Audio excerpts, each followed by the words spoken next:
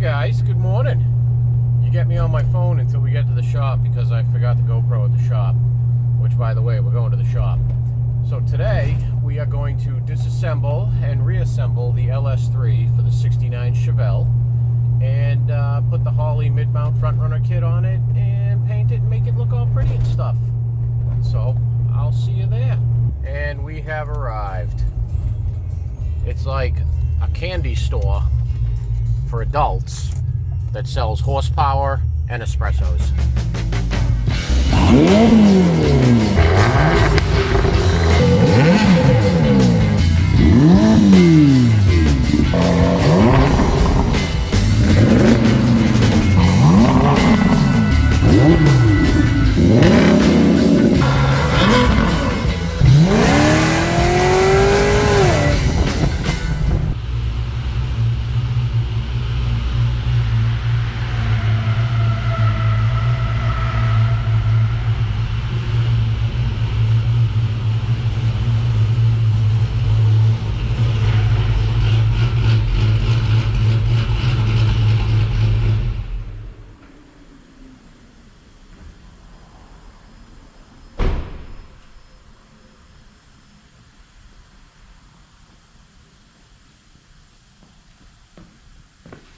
Let's get to it.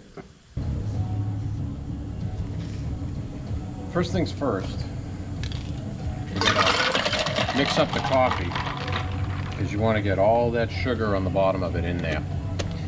I'm not a big coffee guy. If you offer me a coffee anywhere outside of first thing in the morning, I'm not taking it. But I have to take it in the morning because for some reason they look at you weird if you want to have bourbon in the morning. Alright, so we're going to start taking this apart. I'm going to put all my parts on there, because all my new parts are on here. Go through what we got here. We got some LS7 lifters, BTR head gaskets, GM head bolts, some new lifter trays that I actually had left over. This is a factory DOD delete cover. It's a 1259-8893 part number, I think. A 3-bolt cam gear, LS2 timing chain and damper set. This is a Holley 302-2 oil pan. It's a lot thinner in this area, so it'll clear the Roadster Shop chassis. The GM LS hot cam. I've got used from one of my other engines timing cover to replace this VVT one. So that, before I put it on, actually, I'm going to take over to the sandblaster and sandblast it and clean it off. I've already sandblasted and cleaned off my oil pan bolts. So I'm going to go sandblast that, and then we're going to start disassembling this engine.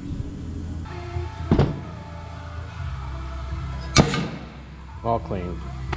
Alright. Let's start. Intake valve covers, damper, timing cover, oil pan, you know the drill. Here we go.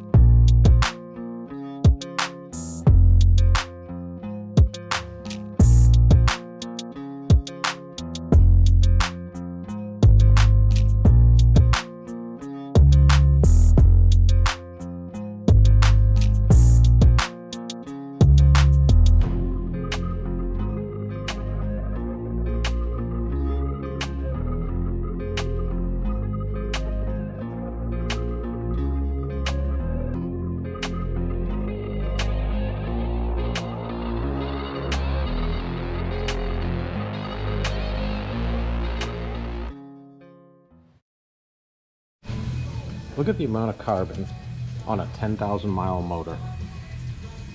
They really leave a lot to be desired. Clean, clean, semi-clean, clean. So that side looked like it was ingesting a little bit of oil.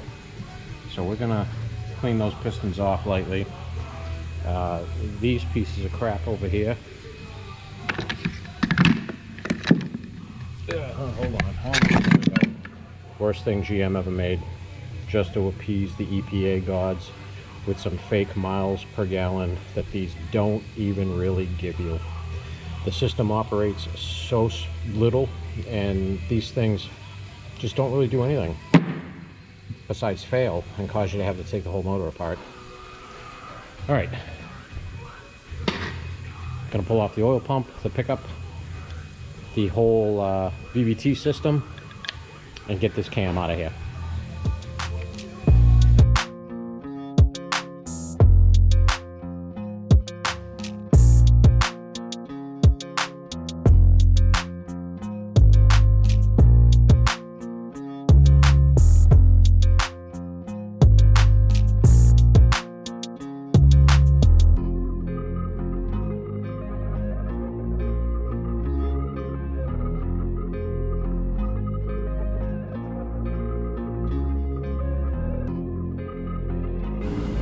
All right, we are to bottom tear down as far as I have to go. So I'm going to clean this block off, clean my floor up so I don't slide and crack my head open, and then we can start reassembly. All right, we're all cleaned up.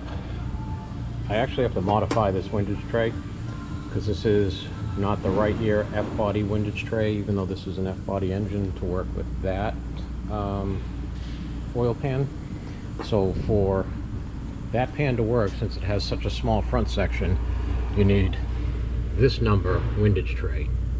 And if you're wondering, that pan also takes a regular PF48, PF48E oil filter. So this windage tray I'm going to make. So basically all it is this windage tray lopped off here. So I'm going to lop this off, clean up the edges, put this back in. But so I was telling you how GM sucks for those lifters. Another thing they suck for is this timing chain tensioner. So I lost track in the 20 years I worked for GM how many times I've seen one of these fail and destroy an engine, not because of timing. So this shoe breaks and your timing chain ends up running on the metal spring back here. But what happens is that doesn't affect anything really. It's minimal metal shavings that the filter can catch. This shoe falls into the pan. Once that shoe falls into the pan, it eventually gets sucked up into here and stops all oil flow. Piece of crap. Anytime you're doing a cam swap, obviously get rid of this. Get an LS2 dog bone style and then put all that in. This thing is useless. Totally useless. Can't believe I got that in. All right, there we go. Instant F-body pan.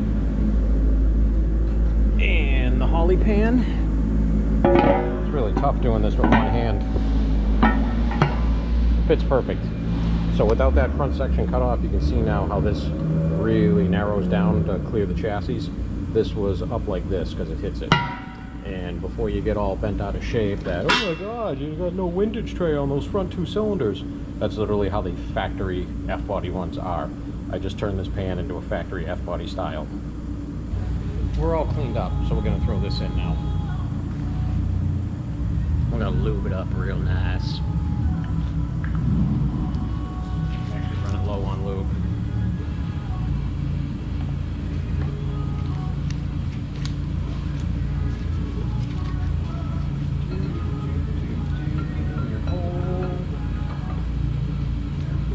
First two in there, that'll hold it so you can get everything else all good.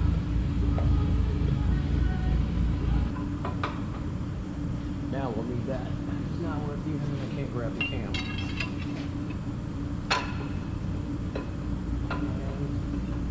And you're in. So we're going to throw the cam retaining plate on now. And then tighten that down. And then we can throw the timing chain in gears. So these get torqued to 18 foot-pounds.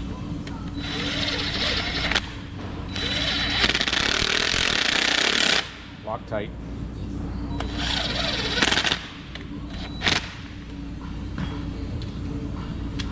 So 18 foot-pounds. 1, 2, 18. We're good. 1, 2, 18, we're good. 1, 2, 18, we're good. And 18. It's gonna get noisy. People are here working now. All right, so top dead center. Keep rotating this until your dot is straight up. And I went too far. And I gotta keep going because this bolt's not tight. So we're gonna go another rotation. And right about there. And number 1 is at top dead center. All right, camshaft. We're gonna get this in a rough rotation of where we want it, which is right there. We're gonna lay our chain on here.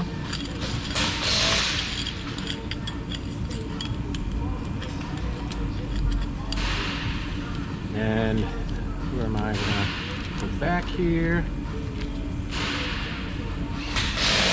1, 2, too far. That is perfect. So now I'm gonna install my bolts with some Loctite, tighten those down, and then I'll show you how to degree this. Yeah, no, dot to dot, we're good. This engine's not spinning at 9 grand, it's an LS, it's fine. Alrighty, here we go. Whoa, she's a squirter.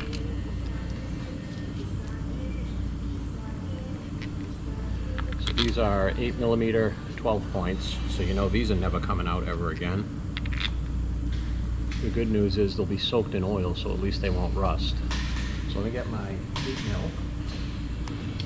This is the single 12-point 1/4-inch socket I own.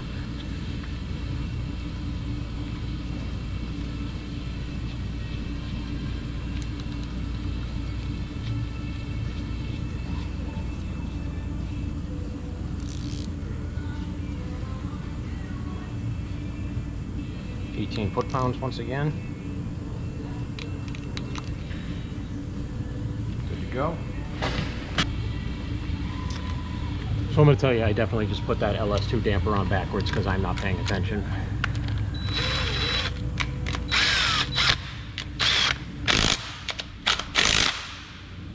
Mucho better. Almost just tripped over the engine stand.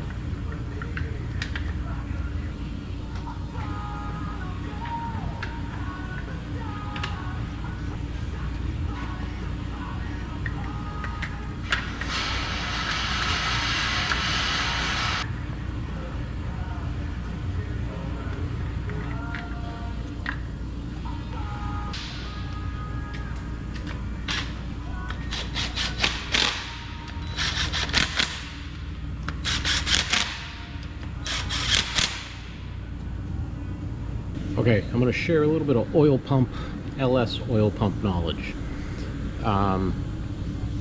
With this motor having so little miles on it, like I said, it's a 10,000 mile motor, I'm not going to bother porting this pump, but just to let you see what I would be doing if I ported. So I would be pulling all the bolts off, pulling the G rotors out, porting and smoothing inside here so you have a nice straight flow with no edges. You give it a little cleanup on the edge here, same thing on the block, and then you clean it up from the inside going this way through here. So basically you're just taking down all the sharp edges, giving the oil a nice, fast, clean flow through everything. Some more tech. If you're looking for a cheap upgrade and you don't want to spend money on a melling or whatever, any factory pump that has DOD will have this pump, which is, they have bigger G rotors, they flow more volume, more pressure, not a ton more, but enough. But that's what leads you up, or leads me up to the next thing. Oil pressure bypass. So every one that I do, I port except for this one, and I shim the oil pressure bypass spring. Now I grab 2 washers right here. Those 2 stacked on top of each other are about 85 thousandths of an inch. So that increases the spring pressure in here, which at wide open throttle nets you about 75 to 80 psi of oil pressure, which is absolutely mint. So I'm going to pull those out, show you what's in there, put my 2 washers in, zip it all back together. Alright, here's everything that's inside of your oil pressure bypass circuit. Now that goes in this hole right here. This is your plunger. This goes up and flat and seals off this bypass port until you hit a predetermined amount of pressure, which is determined by this spring, and then this will slowly come back in and allow the pressure to bleed off. So when you buy an aftermarket pump, all they do is they give you a stiffer spring. Sometimes they'll give you multiple different springs so you can tune it to whatever pressure you want it to be. But this is a cheap and easy, free, almost alternative to that 85 thousandths of an inch I just added there. We'll add a good amount of top end pressure to this. Not going to increase your bottom end pressure, because that's not what this valve does, but it'll increase your top end pressure. Another thing, if you have an engine that has DOD, most times you will have in the oil pan, let's see, where did I put the stock pan? All right, so this one doesn't have it because it's an F body, but in the oil pan there will be a valve relief right here, which at 60 psi starts blowing out oil pressure back into the pan. Now if you want to have over 60 psi, you got to get rid of that. They make a ton of block off kits for that, little plugs. ICT makes them, Summit makes them, everyone makes them. That's another thing you want to do. This pan doesn't have it. I'll see if I can find one that does. Well, I'll be damned if I actually don't have an LS pan here that has it, but this is what it looks like. So if you have that in your pan, pull that out, and there we go. Look at that. You can replace it right there with one of those block offs. Like I said, ICT makes them, Summit makes them, everybody makes them. If you don't, at 60 psi that thing opens up and you'll never see above 60 psi if you're looking to see above 60 psi, which the rule of thumb is what is it, like 1,000 or 10 psi every 1,000 rpm. So if you're turning your engine, you know, 8,000 rpm, you want to have 70, 80 psi of oil. So back to assembly. All right, first goes in your bypass plunger, then your spring. Now, like with everything else, you want to put a little bit of Loctite on these threads. And I'm gonna lift this up so I don't lose my springs. Alright. And then of course you gotta compress this spring in some and tighten it, because it, you know, that's the point of it being spring loaded. Alright, we are in. And also 18 to 20 foot-pounds. There you go. Alright, oil pump installation time. Pretty straightforward. You just install it. Make sure your keyways are lined up. There we go, we're on. There is no gasket that goes between here. This is a machine-to-machine fit. It's all they've ever used. It's worked mint. Once again, more Loctite. Loctite is your best friend. Last thing you want is anything loosening up inside of your engine.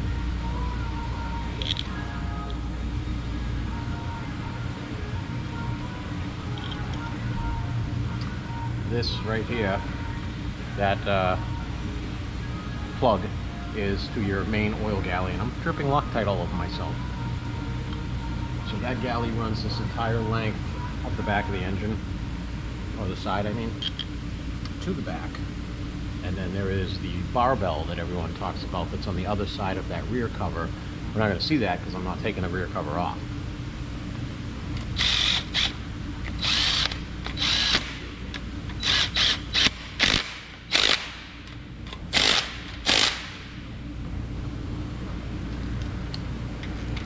Some 18 foot-pound action.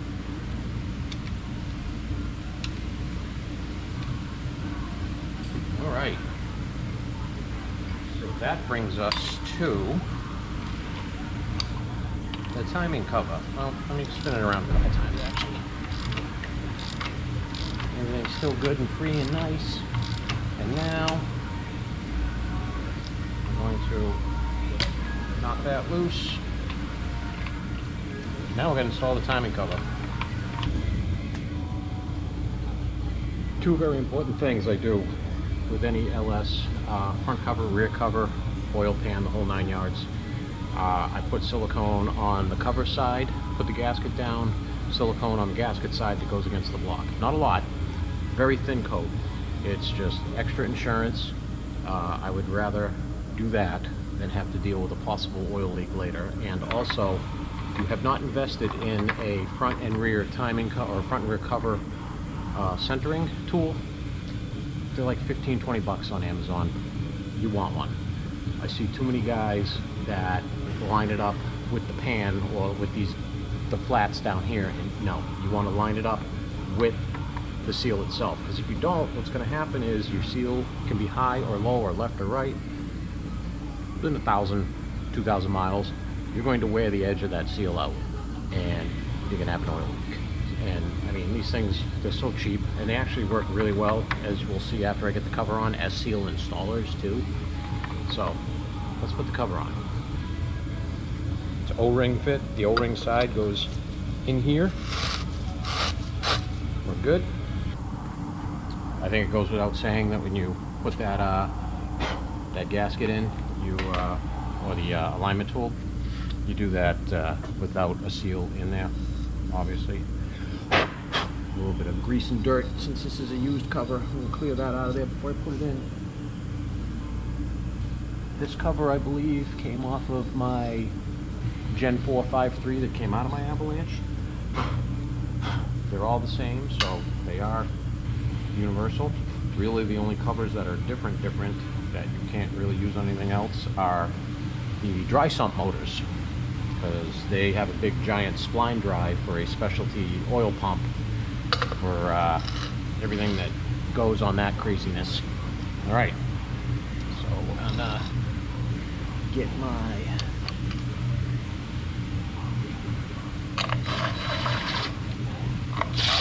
tighten them all in just a little bit to hold it and to line the gasket up. So we're good, we're located that way. Just gonna push in. And here's the perfect thing. So this thing has located this cover exactly where it needs to be. So take a look. Good. Here, you can see you have a little bit of movement, so that's the only adjustment you need to do. And that's also why you use silicone and everything on the oil pan. So we are good.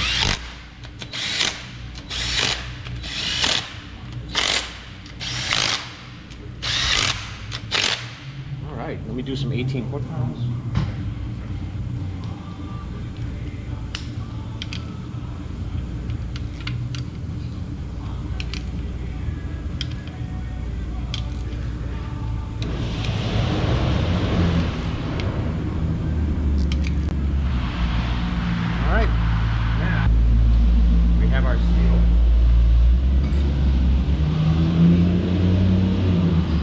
Put just a light coat of assembly lube on the outside so it slides in a little easier. I'm gonna prop that right there. Dead blow or a rubber mallet, and now flip it around the other way so you're not using the O-ring side. And so you're already centered on your crankshaft, and just like Happy Gilmore, tap, tap, tap it in.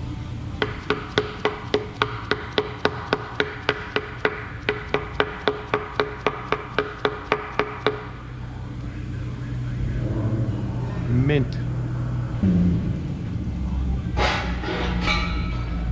Okay.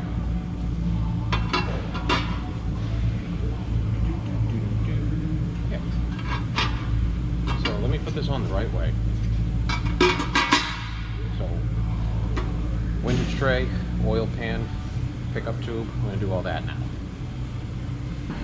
Okay. Windage tray, oil pickup, oil pan. I'm going to snug this tray down first.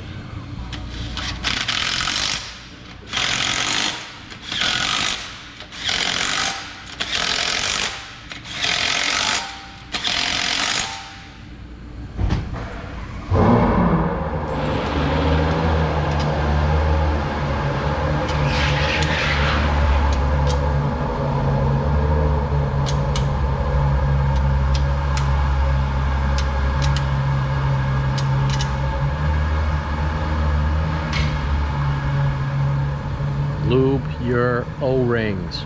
If you don't, you risk cutting or splitting this thing, and then you're in a world of trouble. Like most factory GMs, but they had the recall to fix that, because you'll aerate your oil, and cause all kinds of havoc with lifters and whatnot. This 302-2 kit comes with 2 Allen screws for these. A little bit of Loctite. And once we get these in, we can put that last 13 on.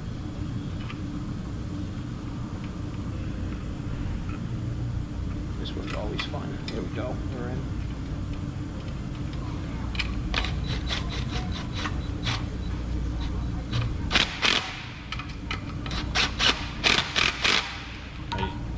Saw how that lifted a little. Super awesome tolerances on these parts.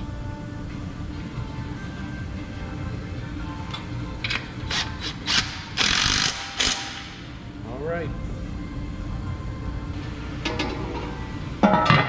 There we go. Perfectly flat. The gasket will give it the 1/8 to 3/16 of a gap you need at the bottom to be able to suck oil out of there. Had to find my oil pan gasket. Apparently it was sitting right in front of me in plain sight.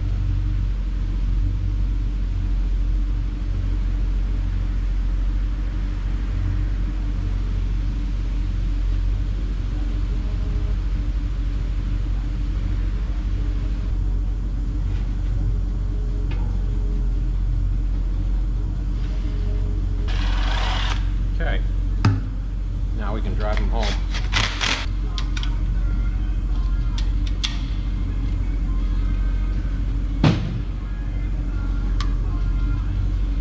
It's almost looking like an engine again. So I'm going to throw the valley plate on now. The valley plate's probably the only gasket on, like, cover gasket in the whole engine that I don't really put sealer on it. Don't really need it. Gravity does its job and keeps the oil down low. And I mean, it's got plenty of bolts to clamp. So I'm going to throw this on. I'm going to swap my oil pressure sender over. And then we can start on the head gaskets. All right, one side on. Next side. Open.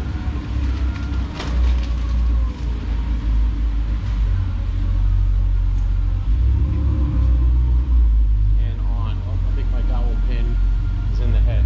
Let me go pull that out. Yes, it was.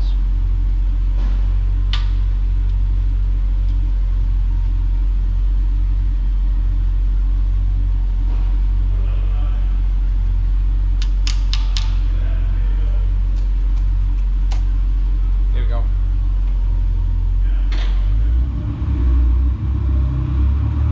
So this right here is the joy to a person with massive OCD like me.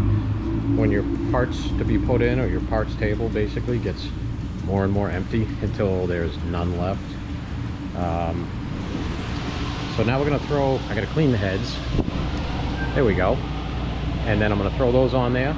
And then we can throw in the push rods, make sure they got proper amount of lash. And throw everything but the intake back on, because then we're going to clean the whole thing, make sure there's no grease and oil on it, gets rid of stuff like this sticker, gone already, and push it over there and prime it and paint it. And then once it's dry, we can start putting the Holley mid-mount kit on it.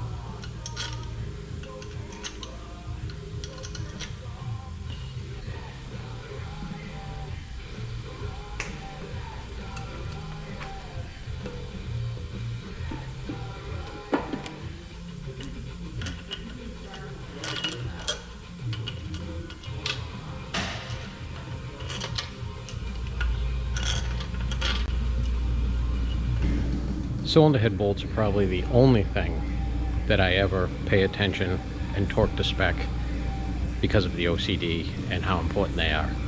So we're going to do these all in order. All the big ones get done to 22 foot-pounds and then 90 degrees and then an additional 70 degrees, all in order. Small ones get done to 22 foot-pounds. So we're going to torque all this down, clean off the outside of the heads because I didn't see how dirty these exhaust ports were, and then throw the valve covers on, or throw the valve train in, valve covers on, start masking everything off.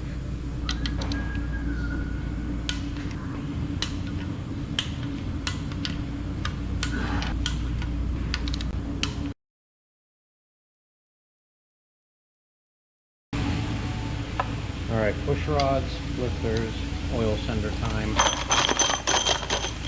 Let's see what we got here. So, if you're asking yourself why I'm not upgrading the springs or the push rods, one, we're going to check the push rod length for preload right now. Two, the springs we don't need to upgrade. And I'll tell you why. So this GM hot cam is a very, very mild cam. It actually has 1,000th or so lift less than the factory LS3 cam. So there's no real reason to upgrade the springs. Can you do it? And isn't it great insurance? Sure. Is it needed? Absolutely not with this cam. This cam is very, very mild, very easy on the valve train. So you can just keep on keeping on with the stock LS3 springs. Alright, I'm going to show you the redneck way to check your lifter preload on an LS engine. So I've already got this turned over, so the exhaust is just starting to push, which means the intake is at its highest point. It means there's no compression on the lifter from the load. So what we want to do is take this down to 0 lash by hand. We got a bit to go here. Alright, so we got a little bit of movement still, a little bit of movement. Let me see, let me do that again. We have 0 movement right there, so we're good. So, you set to your rocker torque, which is 18 foot-pounds. Now you're going to want anywhere between 1 3/4 to, or 1 1/4 to 1 3/4 rotation here. And if you hit your torque click between 1 1/4 to 1 3/4, you've got good preload on your lifter. It's not an exact science, but for backyard stuff, it is the science. So let us see. There is half. There is 1.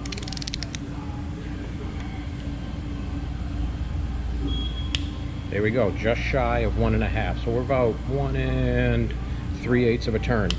So that is good. So my intakes are good. So now I'm going to rotate the engine so I can take the load off of the exhaust, and we're going to do the same thing for the exhaust. So let me back you up.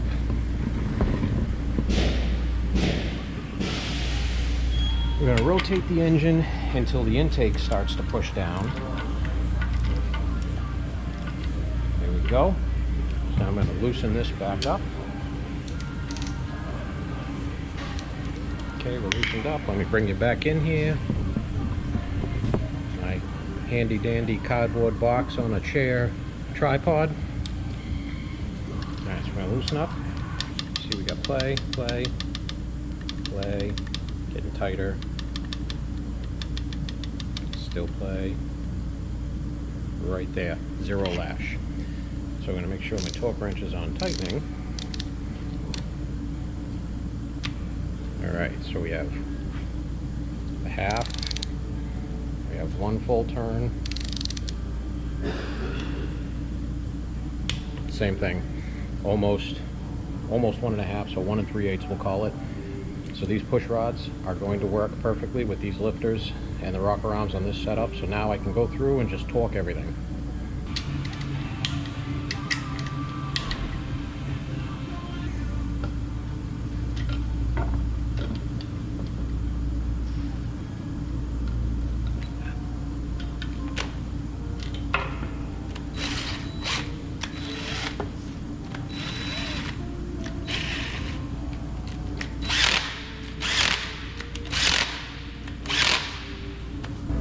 Okay, we are back together.